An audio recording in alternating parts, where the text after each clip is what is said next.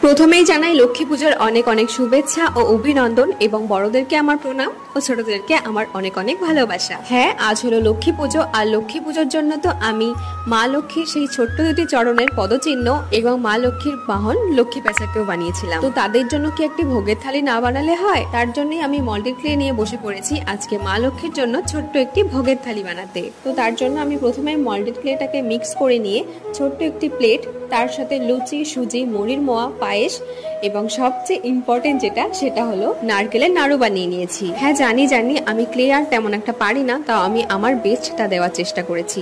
আর এর আগে আমি মা লক্ষ্মীর পদচিহ্ন, লক্ষ্মী পেঁচা এবং আলপনার ভিডিও পোস্ট করেছিলাম। তোমরা যদি সেগুলো না দেখে থাকো তাহলে আমার চ্যানেলে গিয়ে দেখে আসতে পারো। তো এই পার্টে আমি শুধু এগুলো বানিয়ে দেখালাম, পরবর্তী পার্টে আমি এগুলোকে সব কালার করে দেখাবো।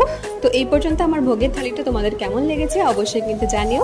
আজ তবে আসি, দেখা হবে পরবর্তী ভিডিওতে। টাটা।